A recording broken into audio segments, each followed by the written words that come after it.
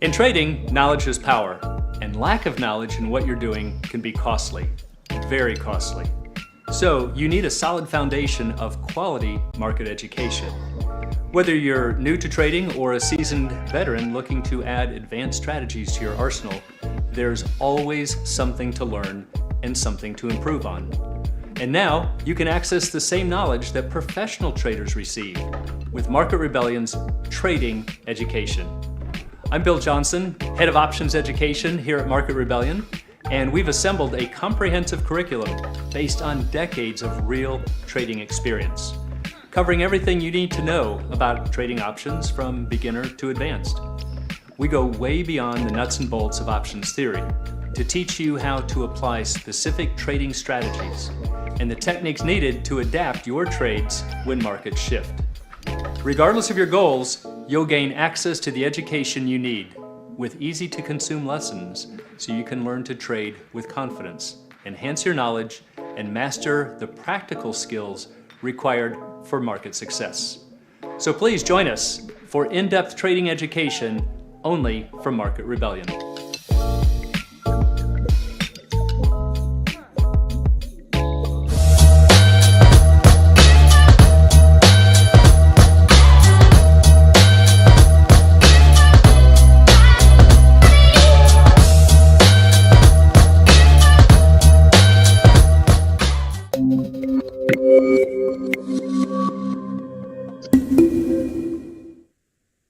Hey, good afternoon once again, Market Rebels, and to all of our YouTubers out there. And today we have Scott Thorstensen back with us. Scott, thanks for joining us.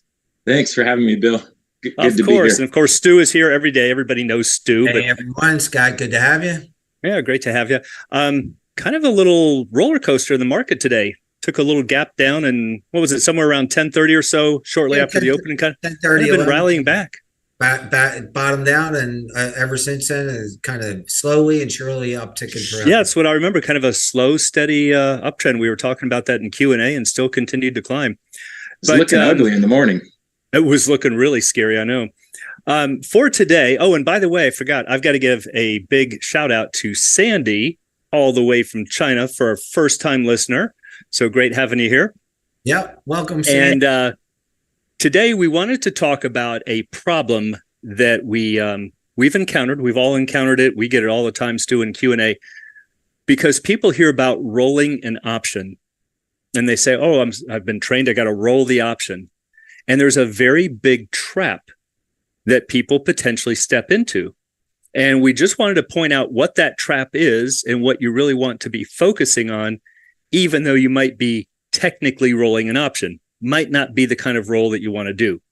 So as always, let's kick it off with a little chalk talk. And for anybody who's new, this is a little kind of a little brain teaser question, whatever you want to call it.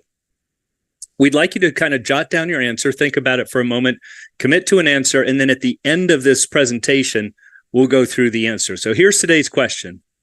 You buy a $100 call, let's say that you spend $6 on it. Stock rises, maybe it goes up to 110. Question is, which roll is a hedge against losses? You could either sell the 100-105 vertical spread, or you could buy the 100 calendar spread. What are the effects of those two things? Which would you choose and why? So what are we really asking? Do we roll up or do we roll out? Yep, you could look at it that way. The vertical spread is a roll up. It's just a fancier way, a faster, more efficient way. We'll talk about that later in the presentation. And the calendar would be a way of rolling out. That's exactly right. And that's, as we're going to find out, that's really where the little trap is that people step into. Is that something I need to know? Won't my platform just tell me what it's doing? We're going to find out that your platform is probably defaulting to the thing that you don't want to do. That's why we're here. Kind of jumping ahead to the answer there without even knowing it, but that's exactly what we're going to be talking about. All right. Sorry. So, presentation for today, the number one goal of the roll. Now, there's lots of different goals, but what we're talking about is when you hear people talking about this term roll, you got to roll your option. They're talking about a defensive move to reduce the amount of risk in the trade. And that's typically, without other qualifications, what people refer to when they hear about rolling an option. But as Stu just said, you're going to find out there's a potential trap you could step into on most platforms. So let's first cover, for some definitions here, guys, the various types of rolls. Two terms you need to, or actually four you need to be aware of. Two refer to time and two to your strikes. When we use the terms in and out, we are referring to time. And if we are using the terms up and down, we are referring to strikes or to the various prices. So looking at it from a option chain, let's say we get our expirations across the top, we get our strikes over here at the far left. Here's our option prices. If you roll out, you might be going from, let's say, February to March, but you're staying in a given row. So maybe you own this first row right here, the $90 call for February. If you sell the Feb 90 and buy the March 90, you are rolling out in time. The opposite of that would be rolling in. So if you own February 90 and want to roll to January 90, we're keeping the strikes the same. That's rolling in. And there are some very good strategic reasons why we might want to roll in. Over on the left-hand side, if we roll up, we're going to be going to higher strikes. So now we might be staying within January, let's say selling the 100 and buying the 105. That would be a roll up. But we could also roll down. And that could be with calls or puts. I might have the 100 call and roll down to the 95, or have the 100 put and roll down to the 95, but I'm staying within a given expiration. Bill, here's a little option trivia. This is, I don't know, I have no idea if this is true. This is what I always heard through the years. So originally, way back in the day, when they started presenting options on the screens, on the monitors, the matrix was always presented this way, with the strikes on the left going up and down and the time going out. Sometimes today's on different platforms, it's different, but this is how it was originally always disseminated. And the spreads that we commonly refer to these days as vertical or calendar can also be horizontal or time spread. So they're the same. There were just three different names for the same thing. The calendar spreads were given given the name calendar because it was presented this way to move through the calendar. They were just spreading off different months. Yep. And it was a true calendar, and that true calendar is always going to be same strike, different months. Yep. And the up and down was just moving up, and it was just moving through strikes, and that became what's known as today the vertical spread. And that's it. And we can also go diagonally too. That's where the diagonal spread came from. Right, you were moving through both of them, and that became, if you just draw a line through the 95 from January to February. In different strikes, with it would just be a diagonal spread, and that's how it will spread. And those are all different types of rolls, and there's actually two different diagonals we could go off. And so we've talked about this before, Stu, in Q&A, where if you are doing a diagonal, you're really mathematically doing the combination of a horizontal or a calendar and a vertical. So those are important concepts to know if you're going to be involved, first of all, in options, but especially for rolling. Because those play super important parts for making the best decisions. So let's dive in a little bit further and find out where this trap can lie. And as always, before we do that, for anybody who's new, please check us out at marketrebellion.com/get started. Lots of great materials on there, videos, lots of great articles to read that can help you to get started to make better decisions. So let's start with rolling. Whenever you hear the term rolling, in the absence of any other qualifications, you're friend, your coach, whatever says we need to roll this option, they are most likely talking about rolling up for a call or rolling down for puts. For this presentation, I'm just going to stick with calls. So we would be talking about rolling up. So what is that and why do we do it? Further out of the money. Right. Exactly. Yep. We want to go, whether it's a call or a put, you're moving further out of the money. So we would roll the calls up and the puts down. So let's say that you buy this $100 call for $6. Now you will roll up when the option has gained sufficient intrinsic value. I know that's up for debate. What's sufficient? And this is where a lot of experience and coaching can help. Sometimes if you're dealing with longer dated options and high deltas, we might roll for a $4 credit out of the 5 or 80% of the difference in strikes. If you're doing shorter term options, it might make perfect sense to roll for 75 cents or for $1. So I'm going to leave that a little bit vague right now. Yeah, but just examples, even out of the money. So if you start with a 30 and you go to a 50, maybe you roll back to a 30 or a 25. Absolutely. But this is just an example. Yep. So let's say that you sell this $100 call, the one that you bought, and you buy the 105 call. And let's just say that you get a net credit of 4. This is the real reason for doing the roll up. We want to get cash in our pocket. So now, if you think about it, we effectively own the 105 call for 2. Why? We spent 6, right? So think about that. You spent $6 and now you get $4 back. So on a net basis, you're only out 2. You still own a call. Granted, it's the 105, not the 100, but you own it for an effective cost of 2. And we materially reduced our other Greeks as well. Yes, we have.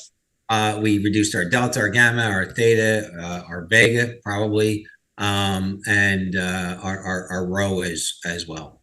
Absolutely true. You got to remember what you're trying to do here, guys and gals. You're trying to mitigate risk. That's the goal here. You're trying to take something off the table. Right. So again, when we're talking about rolling up for calls or rolling down for puts, the goal is to reduce the amount of money in the trade. This is probably the essence of this entire presentation. And we find that a lot of people miss this. And we'll see what that trap is in a moment. So if you always remember that this is your goal is to reduce the amount of money. We'd like to get these credits, but still keep unlimited, in this case, upside. So here's what we've done. Remember, we started buying this call for 6. We rolled for a credit of 4. So here's our $100 call. There's our bend. We always get a bend at a strike at -6. Now, when we did the roll that we just saw on the previous screen for $4, we moved from the red to the blue. And the main reason for doing this is that right there. We want to raise this floor. Now, if everything, comes off the rails, we can only lose $2 instead of 6.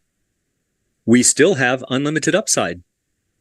All right, you can see that blue line still goes on forever to the upside. Now, there is a trade-off because this blue line sits a little further to the right of the red. All right, we do have a break even, but it's a trade-off. We've increased the break even a little bit. So mathematically, if we got a $4 credit here, we know that we've effectively mathematically paid $1 for the put. That's a separate story, but those are some of the things that we show students and traders of how to make better decisions. But now let's say that we get another roll for another $4. We've moved from the blue. Time out, Bill. What do you mean? You sell them for 4, but you do what? If you get a $4 credit here from rolling up, you have mathematically paid $1 for the put. Should we do a coach's corner on that one day? I think did we do one or no? If not, we'll have to do it. I think that would be a good one to show that connection. Good one. That is the basis of everything that we talk about. That's the basis of the rolls. And if anybody out there who doesn't really, is a little fuzzy on what we're talking about, this little banter that I'm creating between Bill and myself, Scotty, stay tuned. This is really where a lot of traders make mistakes. They might roll from the 100 to the 105 for 50 cents, and they go, hey, money's money. At least I got 50 cents in my pocket. Yeah. But they don't realize they just shoved their break-even point out by $4.50. Yeah, nice. They pretty much guaranteed a loss, albeit a smaller one. Yeah, or not a good way to trade. No. So if we were able to get this roll off again, let's say for another $4, we've gone from the blue to the green. Now something special happens here because over on the left is 0, this little horizontal line. means that we are just breaking even. And look at this. The entire green curve sits above zero by $2. All right. So how did that happen? We paid 6. We brought in 4 from the first roll. We brought in 4 from the second. That's 8. If you spend 6 and collect 8, that's now a net $2 profit in your pocket. So we spent 6. We've got a guaranteed 33%. But what do we still have up here on the upside, guys? Unlimited upside. We still have unlimited upside. And in fact, we might not have even let go of our deltas. I might have had 85 delta here on the red and rolled to another 85 delta on the blue and rolled to another 85 delta on the green. Even though I'm selling options and collecting cash. Right. Collecting cash, and I keep my deltas. Mr. and Mrs. Gamma come into play. I think we talked about that. Oh, yeah. We did that last week. Now, there's some other things that we could do here. Scotty, I know that you've got a number of techniques that you like to teach your students. What's something, let's say that somebody had 10 contracts here and is rolling. What's something else that you could do? One approach is to roll half and trim half. So love it. Roll a portion. If you have 10 contracts, sell 5, roll the other 5. And what's the purpose there? Now you get an even bigger pile of cash. Yeah. And you still have the unlimited upside. So the money. The options change in value fast, right? They're leveraged securities. So when you have a profit, you've got to keep them. And rolling these profit-taking approaches are critical. And you see a profit in your hand and it can disappear. So you've got to aggressively roll. You've got to trim. It's very important. Yeah. Yep, and that's why we find... Man. Nicely put. Excellent. That's why we find so many new students will come in and they'll say, well, I bought this option for 6 and I was terrified of losing. So I sold it for $6.50. And now let me go buy something else. That's what we call picking up nickels in front of bulldozers. That's only going to work for so long. And the thing is, the trick is to succeed with the options is that you stay in it, especially if you've got the momentum going in your favor and it's running. But how do you manage that risk? We don't want to watch this $6 option go to a $25 option and do nothing about it. No, you make these adjustments along the path. It's always about adjusting over time. We've talked about that before, Stu, where we say that the real trick to the options is not so much about what you buy. Anybody can pick a good stock or just happen to get lucky and buy the one that's running. But how do you manage it over time? Yeah. And the reason that they don't do as well as the professional traders is that very reason. You've got to learn how to manage it over time. So what we talked about here is this roll up. And as a more efficient way, kind of alluded to this a little bit ago, or Stu did, I guess, on the opening slide, we roll up with a vertical spread. So watch what happens here. If we sell the $100 call, that would be a closing transaction. We buy the 105 call, that would be to open. What you've done here, if we do it as a simultaneous trade, we could sell the 100-105 vertical spread. Yep. And that is a more efficient way. Why? Because the net credit is stable. You got to isolate what risks you're trying to get and absolutely and go away from. You're not looking to participate in market movement, market execution risk. You're looking to simply exchange one without the movement of the market affecting you. Absolutely. So let's say if this is our 100 call that we're long, I could sell the 100 call by itself as a single trade, wait for that to execute, and then buy the 105. And these two would cancel. But we can also look at this trade on the right. What is that? That's also a vertical spread. I could put that in as a single trade instead of 2 separate trades, and I can accomplish exactly the same thing. So the question is, well, why do we want to use a vertical spread to roll it? Why not just close out the 100, turn around and buy the 105? Good question. But professional traders are very aware of what's called execution risk. So watch what happens. Let's say that we've got we want to sell the 100 call and buy the 105 as 2 separate trades. What can happen? Well, let's say we've got our eye on this $4 credit. That's the current market value. So we say, oh, this is good. I can get $4 of my $5 roll here. And I start typing up the order. And what happens? Murphy's Law. As soon as I start putting in the order, the price of the stock falls on the option I'm trying to sell. Bummer. I get a little bit less than what I thought. I wait for that trade to execute, and what happens in the meantime? Stock starts to rise. So then I'm going in to buy the 105 call in a rising market, and I get hit again. So even though I had my eye on this $4 credit, I might end up getting something like 370 or 3, or 3 or right. 2 or 2. And some people say, well, couldn't you get more? Of course, but that's not a risk. It's called execution risk, not execution lottery.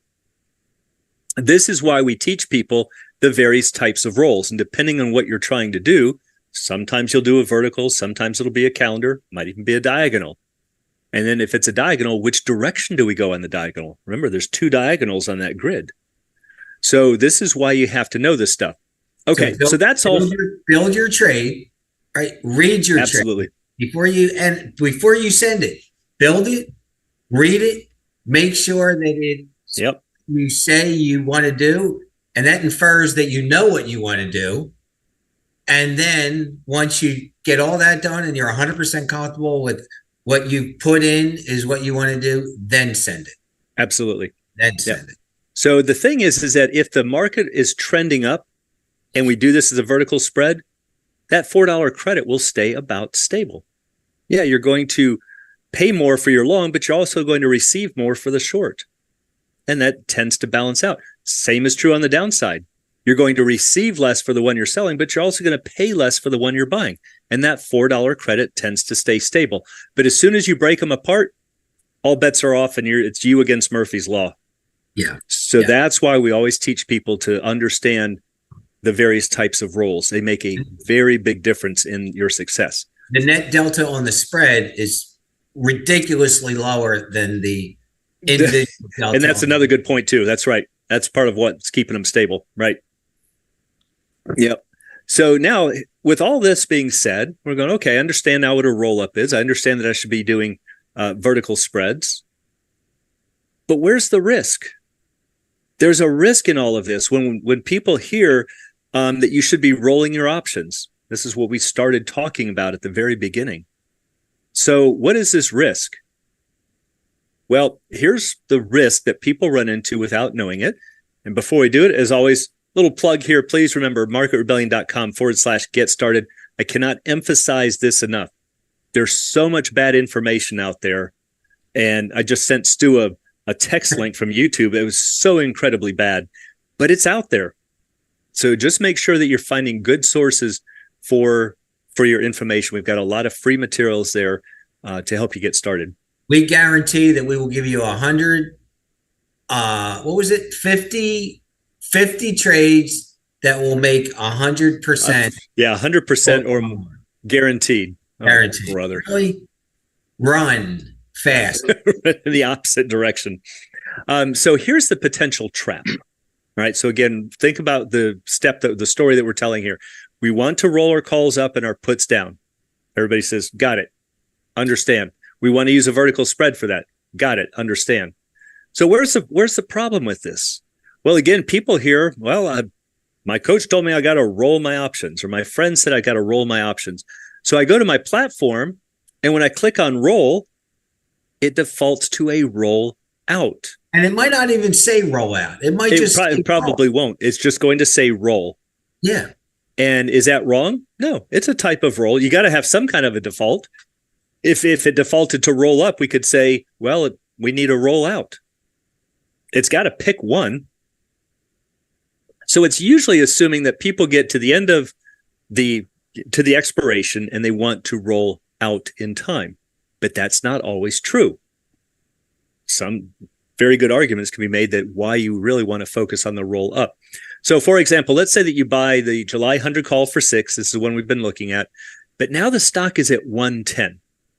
All right, so we got this nice little rally, and you roll out by buying the July-August 100 calendar. That's the way it's going to look on your broker's platform. Mm-hmm. Notice we have the same strike. What was a calendar? We're moving horizontally. We are selling July and we're buying August. Going to just keep the strikes the same. Now, because we're buying more time, keeping the strike the same, it will absolutely positively be a net debit. But now the question is, guys, what did this accomplish?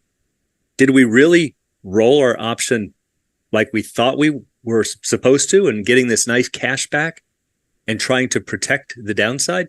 Well, here's what it did. The blue line is the current curve, and I think I had 15 days until expiration on this one. And we go out to the red curve, which is 90 days. But it doesn't matter. It's just that you've got a short term versus a longer term. Now, notice what happened. If we compare the blue to the red, over on the far left, we could potentially lose more by rolling out. And that's because we had to spend money on the trade. Over on this side, what happened? If the stock runs, we're going to make less because the red sits below the blue. And remember that the stock was down here around 110. What do you notice? We have lower deltas. The red line is flatter than it is on the blue. Just think about what you're going from and what you're going to. If you roll you're losing, you're losing. You're spending more dollars. You just have more dollars on the table, right? You're selling a $3 option, you're buying a $5 option. You got $5 now that's sitting on the table. Your whole goal is to reduce the dollars, not increase the dollars. Right. But now take a look. We do have this little green wedge where the red line does sit above the blue. What's happening here? Well, what's happening here is because we've piled on some more extrinsic value. The option's value is more, assuming we still have time until expiration. But what's going to happen over time is that that's going to sink below the blue. So the thing to notice here is that this, when you rolled out, we bought time. And what in exchange, we received lower deltas, we have a larger potential loss, and a lower potential reward. A little bit lower. It's not a whole lot. Yeah, not a lot, but it's still, the fact is this is not the direction that you wanted to go. But you could make a small argument, okay, yeah, you've got lower deltas here, but remember, we're expecting the stock price to rise, and to rally. Here's another thing. If these are out of the money options, you actually might increase deltas if you did that. We're gonna get to that. And you may not want to do that, right? You just have to remember what it is you're trying to do. Yep. So take a look what's going to happen. So you might look like you have a little benefit through here because the red line sits above the blue, but watch what happens over time. If it takes too long for the stock to rally, that red line is moving to this one. And now we can clearly see that had you stayed where you were, you'd be better off on all fronts. It's just, it's piling on risk for absolutely virtually no reward. Maybe a small argument about Vega, but I mean, who rolls out for a few weeks for Vega or a couple of months? It's not even, you would never do it for a Vega roll. No. Yeah. Now, here's another question, guys. Is this always true? Do we always want to tell people that you never want to roll out early? What's our favorite answer? What do you tell people, Scotty? What do you? Well, it depends on their expected holding period and the targets they have for the stock.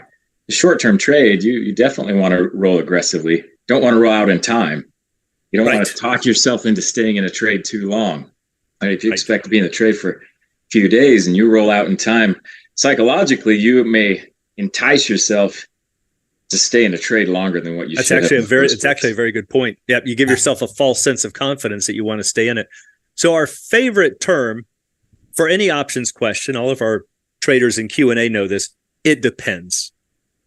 Right? People ask us questions now and they jump the gun, they start answering for us. They go, it depends. We go, yeah, we got it. Because you know why? It always depends. Options have a lot of different moving parts and it depends on what your assumptions are. So here's one case where it might make sense to roll out early with out of the money options. What Stu was just talking about. If you have whether you purchased an out of the money option or maybe an in the money that fell out of the money, they have low deltas. And if you say, you know what, I'm still bullish on this stock, well, what could you do? You might be able to roll out and increase your deltas. So now let's go and compare two options again. We've got a $100 call with 15 days to expiration, but now the stock has fallen to 90. Doesn't matter if this was deep in the money at one time, it's now at 90. And if we roll out to the 100 call with 90 days to expiration, what happens? Notice we're going from 100 strike to 100, but we're going out in time. It's a calendar spread. It's what we just saw. But we're going to see something very different here, right? So what do our risk graphs look like now? Well, again, looks very similar to what we just saw, But remember that the stock is down here at 90. So if we stay on the blue, look at how flat those deltas are. I mean, who wants that? If you really and truly are bullish, get on the red line. Get those deltas up here. So yes, you do buy time by rolling out, but you also bought higher deltas. I mean, who wants to do it for Vega? All right, so yes, we still have this little green sliver in here, but notice that we are moving into the green, whereas before we were moving away from the green. We wanted the stock to go here. The benefit is behind us. And that's why if you are in a situation where you should be rolling up and you're rolling out because it's an in-the-money option, you really shot yourself in the foot. And yet that's how most platforms will default. I don't know. Scotty, do you know of any? Stu, all the platforms I've ever seen always default to roll out. Kind of a curiosity. They all roll out. Yeah, I think so too. I think that's always the default. Yeah, I've yet to see one that rolls up. And usually to the next strike and to the next expiration. So if you have a weekly option that trades in dollar increments, it's going to roll you out 1 week actually at the same strike. Or if you want to go up and out, it'll just go up by $1. Probably the things you don't want to do. Yeah, Scotty, do you ever get people that tell you, yeah, I rolled this option and they went from like a 35 to a 35.5 strike? Oh yeah. Inadvertently, they got a 20-cent credit. Less experienced, students with the platform. You got to remember that you're the captain of the ship. You're the quarterback. The platform defaults to rolling out in time. You've got to change the strike. You've got to tell the system to do what you want to do. Right. So yeah, there has been those scenarios too where I've seen students end up taking more risk and inadvertently. That's exactly what we're here to talk about. People do it because they say, well, I don't understand these roles. Let me break the trades apart. Let me sell this one, wait for an execution, and then buy this one. Well, now you're faced with massive execution risk. So you've got to use these rolls. You've got to use the roll up or the vertical spreads, calendar spreads, diagonal spreads for your rolls, because otherwise you're subjecting yourself to massive execution risk. But you have to understand what the roll is doing. And that's the big trap that we find that people just don't understand. Super important. Just follow the pricing, follow the money. Yep. You buy an option for $3 and it goes to $6. Well, now you got $3. What are you going to do with it? Well, if I dump it, I'll keep my $3. I'll get my $3 out of it. I'll keep my $3. Now, what are you going to do with that $3 that you just made? Well, maybe you buy a 1.5 or a $2 option. It's going to be really tough to lose once you do that.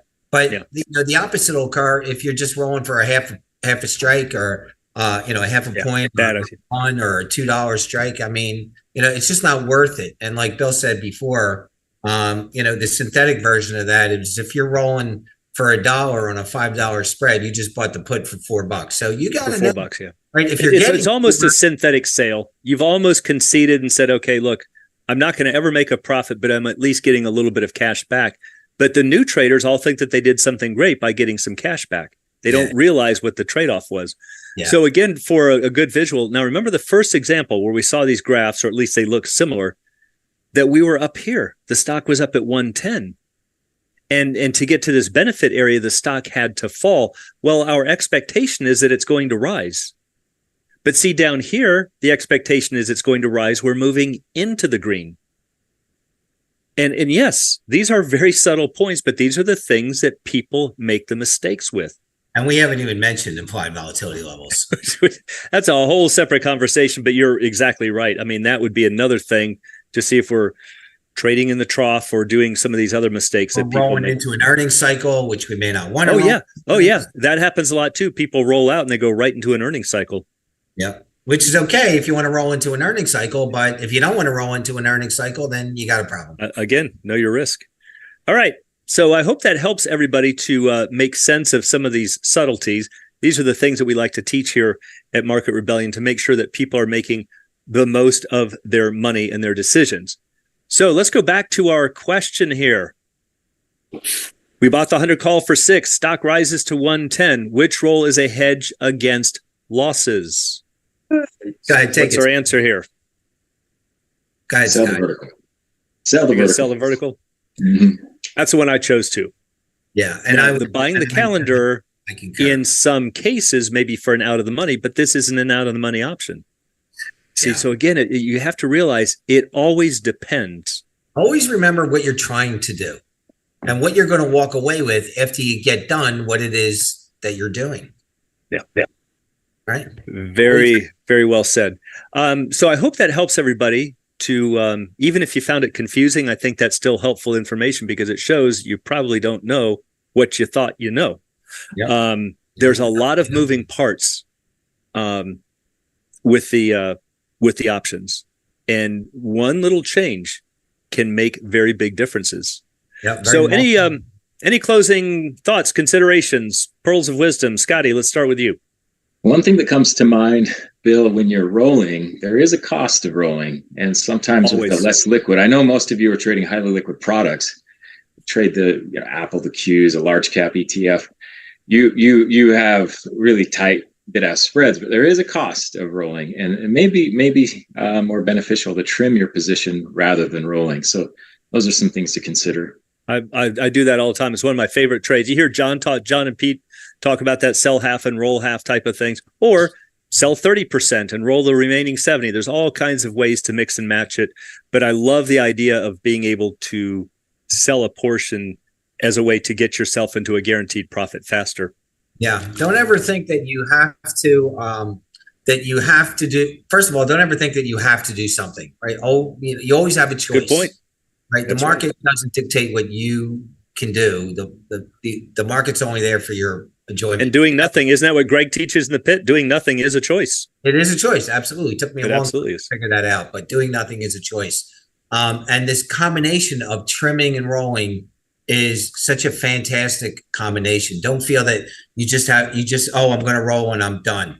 Or don't feel, well, I'll just sell half and keep half. No. Roll, sell half, sell a portion of it. Like Bill said, 30%, 60%, 70%, sell something. Sell something and roll the balance and let the gamma replace your delta that you're giving away on the sales. So I think for my contribution here to this part of the conversation, I'm going to steal a quote from our good friend Stephen Levick, who we had on actually several months ago now. Yeah. All of these points that Stu and Scotty made are perfectly valid and wonderful strategies, assuming what did he tell us? Know your risk. Know your risk. And if you know that, the decisions are easy. Yeah. That's what it all comes. That's why people find this stuff confusing. So if you're in that boat and find that this stuff seems a little confusing and that it's not just buying a call because you think the stock is going up, please give us a shot. MarketRebellion.com/get started. And we hope you've picked up a few tidbits today. That's what it's all about. And we will see you next Thursday, 4 p.m. And Scotty, thanks for joining us today. Yeah. Thanks for having me, Bill. Thanks everyone. We'll see you next week. All right. See you, everyone.